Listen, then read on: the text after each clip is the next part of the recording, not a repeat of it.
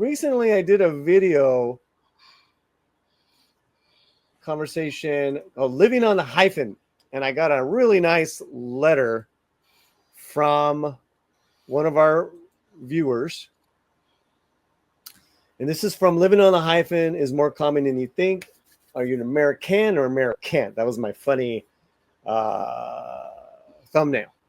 This is from Sylvia Lupe Hernandez. I agree with you 100%. I was born in Mexico and I am a Mexican by nationality and ethnicity, though I am naturalized. However, my son Marcus, he is my oldest. He was born in the United States of America in California. And my youngest son, Jonathan, he was born in Illinois. To me, and they agree, I tell both my boys, or grown men now, you are Americans. You are Americans by ethnicity and nationality. I recall once during dinner, my husband, a friend from the nation of Georgia near Russia, we kind of shared stories about cultures and nationalities and ethnicities, but it was innocent, not racial. My friend said out loud that my son, that she was Georgian because my son was born in the nation, because she was born in the nation of Georgia. My son, Marcus, and Jonathan, and my husband, they were three Americans and only American because my husband was born in New Mexico. I was Mexican and naturalized. So what do you think? My friend Eva, she's Georgian.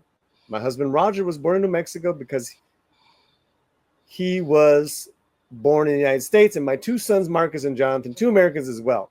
So do you think, without using ancestry, three Americans, one Georgian, one Mexican, myself, or do I have it wrong? Should we just identify with our ancestry? My husband's ancestry is Spanish.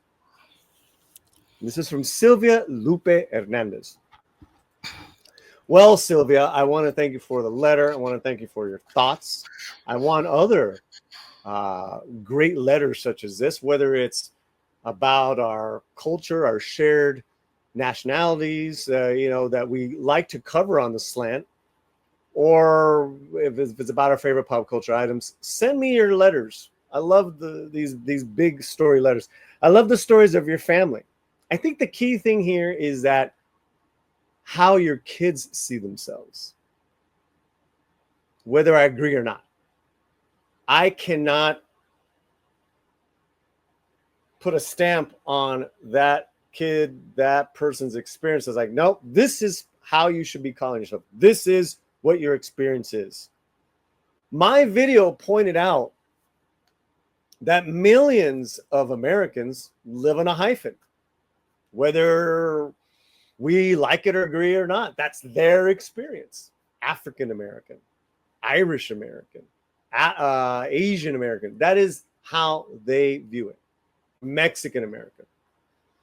So I think at the end of the day, you come back to who you are and your identity as to how you were raised. What was your former? Where did you have your formal schooling at? That's all part of it. I am not Mexican by nationality. Wasn't born there. I didn't go to school there. I visit there as an American.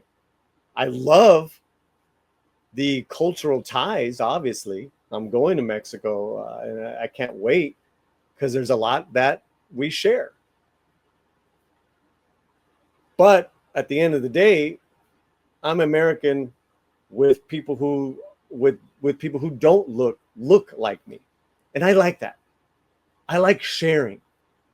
I like sharing my culture, and I like people to share their ethnic cultures as well, because I believe that's what's going to save us as Americans. I'm not a purist, an absolutist, where it's like, no, it's American. This is the way, and that is it. I think there's some American values that we need to uphold and we need to connect with, and I don't think there's anything wrong with that. I think I believe that our current times and our education have told us that that is a bad thing. and that you should really be connecting more with the ancestral past of your parents and their parents' parents. That is more important than where you're living at as far as an American. And in that I don't agree with. To me, I just don't see how we can survive as a nation. And that is not to say I agree with everything our government does. That is actually the opposite. You know, one of the greatest things about this country is our freedom of expression, freedom of speech. The best way that you can tell when freedom of speech is working is when you absolutely disagree and hate what that other person is saying. That is great conversation, which I think we do on the Slant a lot of times as well. So we got to uphold that. There is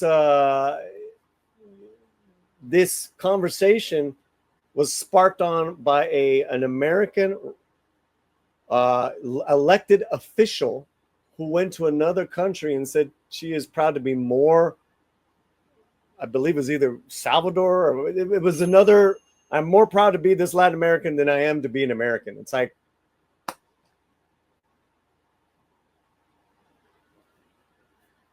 she read the room and that's who she was saying it to.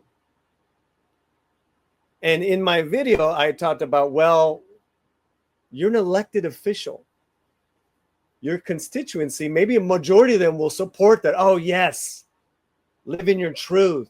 Live you're from you're in America. Oh, America's so bad. You go girl with your Salvadorian or whatever, Mexican, whatever it is. There's going to be that contingency of people that voted for you. There's going to be that contingency of people that voted for this person that were like, well, we're liberal, but we have American issues here with American citizens that you got to come and help take care of. Then my point I made was there is that voting bloc that did not vote for you that live in your district, and you represent them as well. So that's what sparked this discussion. I think this letter is a great letter because you have a naturalized citizen from Mexico who has American kids now, and that's fantastic. I can also tell you my experiences. I have tunneled back over the decades because, for lack of better words, I grew up so disconnected from my Mexican culture that I grew up more más gringo, more whitewashed. And I had to come to terms with all that to finally say, you know what? This is who I am, and I love it.